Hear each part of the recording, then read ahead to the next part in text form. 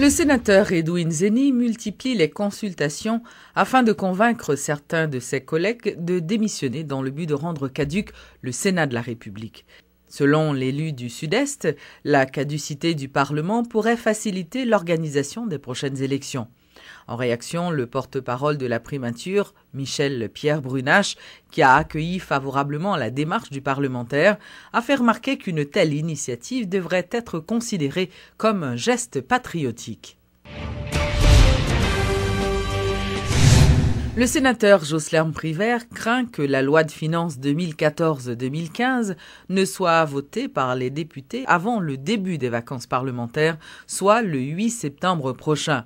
Toutefois, le président de la commission finances au Sénat a annoncé que son rapport d'analyse sera prêt à être présenté à la Chambre en séance le 2 septembre et sera également transmis aux députés. L'exécutif initie le calendrier de préparation de la loi de finances dès la deuxième quinzaine du mois d'octobre de l'année fiscale.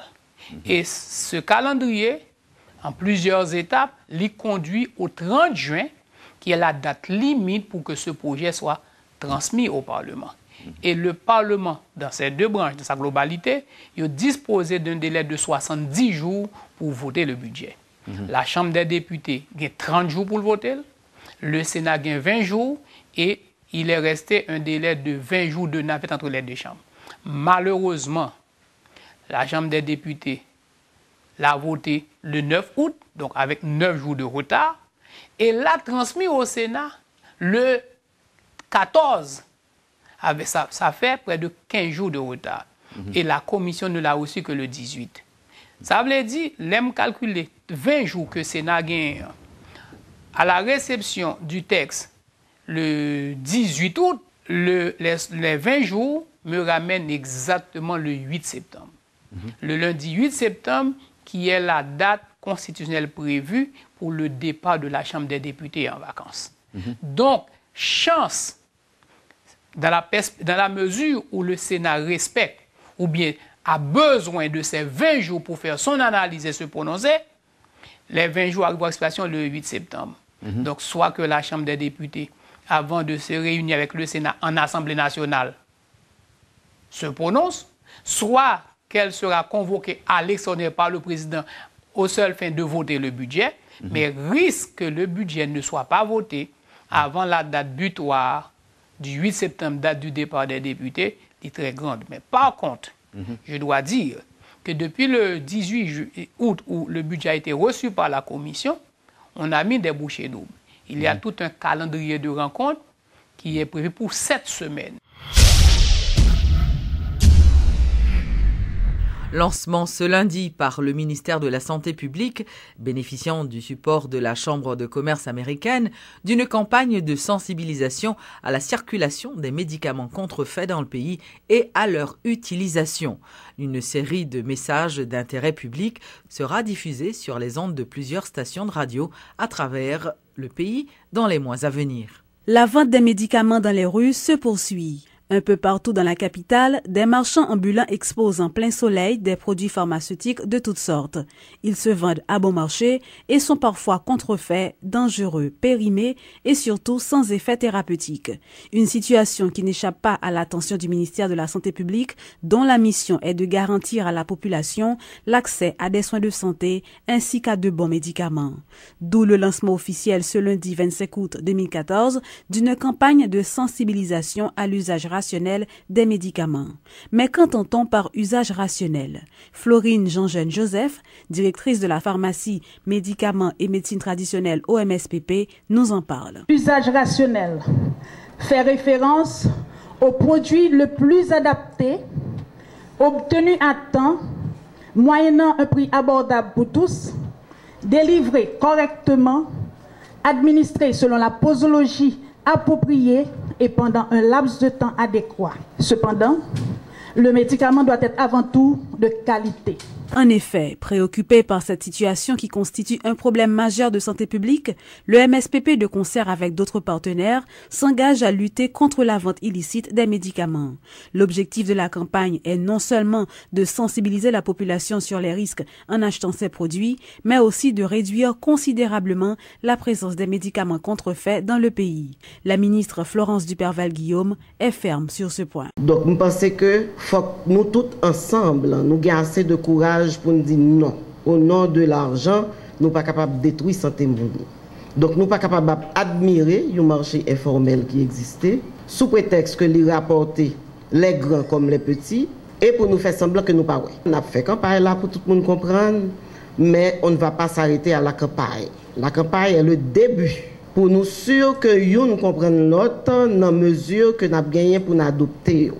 Le problème ne se pose pas seulement au niveau des marchands de rue. Les pharmacies sont aussi concernées par cette campagne, explique la ministre. Nous renforçons l'inspection au niveau des pharmacies, qui fait que nous sommes obligés de faire campagne là tout. Parce que les pharmacies qui sont autorisées, il faut nous inspecter, il faut nous encadrer, parce que des fois l'acheter, il va me connaître s'il n'est pas bon. Donc nous voulons travailler de proximité avec eux. Travail tout pour être capable au niveau des pharmacies autorisées, c'est un premier critère. Il faut qu'il y ait un pharmacien. Donc ça, il faut qu'il respecte qui est capable de coiffer la pharmacie.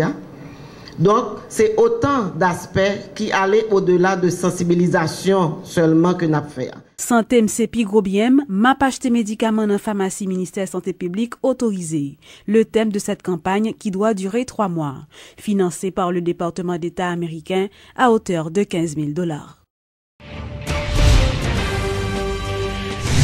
Dans le cadre du programme d'identification et de documentation des immigrants haïtiens, PIDIH, pour le mois de juillet et le mois d'août 2014, 8 700 immigrants haïtiens vivant en République voisine ont bénéficié d'un kit contenant un passeport et une carte d'identification nationale. C'est un premier bilan présenté ce lundi par le ministre des Haïtiens vivant à l'étranger, François-Guillaume II, lors d'une conférence de presse en compagnie du directeur général de l'ONU, Jean-Baptiste Saint-Cyr, et de celui des Archives nationales, Wilfried Bertrand. Dans 2 semaines, nous allons commencer à émettre des documents. À partir de documentation, nous allons avoir l'opportunité de rentrer dans le programme de régularisation en République dominicaine. Nous allons avoir l'opportunité de rentrer peut-être dans notre programme social que nous avons en République dominicaine. Donc, son bilan satisfaisant, compte tenu que nous avons 300 000 personnes comme objectif général en République dominicaine.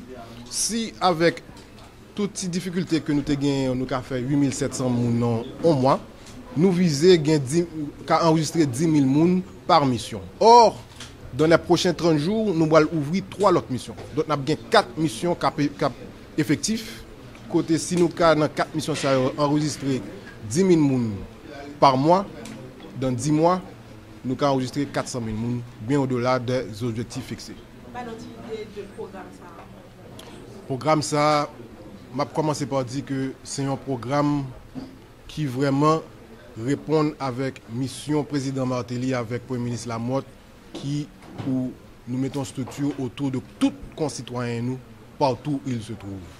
C'est responsabilité étatique gouvernement ça pour nous répondre à doléances parce que le président Martelly n'a pas concevoir que aucun haïtien concitoyen nous qui vivent à l'étranger sont un bout de papier non mais c'est pas normal. Il n'est pas normal du tout pour une terre étrangère sans un mode d'identification dans nous. Ce qui veut dire que le programme ça va aller dans plusieurs pays, pas seulement dans le pays. C'est exact. C'est un programme qui visait citoyens partout que y a à l'étranger qui sont en situation irrégulière. Nous commençons en République dominicaine compte tenu de difficultés qu'ont concitoyens en République dominicaine, mais nous visons pour aller aux Bahamas, aux îles Turques, au Suriname et même dans les grandes métropoles des États-Unis comme Miami, New York, côté nous avons tout qui vivent dans difficultés ça. Il coûte 1000 pesos. Avant, nous avons évalué à 2500 pesos, mais nous réduisons à 1000 pesos compte tenu de doléances concitoyens avec l'organisation qui était l'autre bois. Le directeur général de l'Office national d'identification a annoncé ce lundi que si la date prévue pour réaliser les élections devait être repoussée par une loi, les demandeurs de carte SIN qui ont effectué leur demande à la fin du mois de juin seraient en mesure de voter lors du prochain scrutin. Suivons les explications de Jean-Baptiste Saint-Cyr qui s'exprimait en marge d'une conférence bilan du programme d'identification et de documentation des immigrants haïtiens. Nous-mêmes, c'est la loi qui donne nos directives. C'est lui qui boussole nous. Une fois que l'autre loi qui dit que date la repoussée, c'est normal, automatiquement, date pour nous clôturer l'islam, à repousser tout, pour nous respecter la loi dit. Ça, c'est important pour tout le monde. L'hommage à Daniel Marcelin, c'était le week-end dernier. La soirée au parc historique s'est déroulée devant plusieurs centaines de personnes, un public conquis par la mise en scène de Daniel Marcelin dans Gouverneur de la Rosée, ce classique de la littérature haïtienne. Et en deuxième partie de soirée, Lionel Benjamin et Willy Saint-Louis ont rendu hommage à l'homme de théâtre à travers un tour de chant. Daniel a tenu à remercier tous ceux qui l'ont accompagné pendant les 15 années de son école de théâtre, le Petit Conservatoire. Rappelons que cette soirée était une initiative de l'agence Encre d'Or et de Radio-Télé Caraïbes. Un mot que m'avait dit Yol Desroses et que je garde toujours, un mot de plus serait superflu. Merci. Merci de tout cœur. Alors, Encre d'Or, c'est vraiment de l'or, hein? Vous avez vraiment mis, vous l'avez ancré dans la société, ancré, mais marqué d'encre d'or. Patrick Monsignac, je ne sais pas comment dire, les Monsignac sont des copains qui m'ont toujours vu et qui m'ont toujours encouragé et soutenu. Regarde, formidable, merci, merci encore. Allez. Merci. Au nom des saints qui sont sur la terre, au nom des saints qui sont dans les étoiles. Tes sourcils sont froncés, tes yeux regardent dans le loin. Dis-moi ce que tu as, ma négresse. Montre-moi l'eau, Manuel. Et nous sommes arrivés.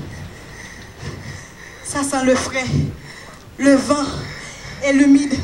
Manuel, on est au fin du monde. Au commencement du monde, tu veux dire? Parce qu'au commencement, il y avait un homme et une femme, comme toi et moi. À leurs pieds coulait une source. Et l'homme et la femme entrèrent dans la source et se baignèrent dans la vie. C'est le gardien de l'eau. C'est le gardien de l'eau. Il a grand âge. Il a grand âge. Ses pattes sont comme des racines. Elles tiennent l'eau. Je te salue, ô bénite.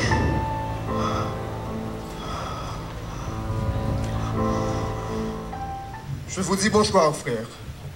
Avec ta permission, je resterai debout devant tes cheveux blancs. Ah, tu connais les usages.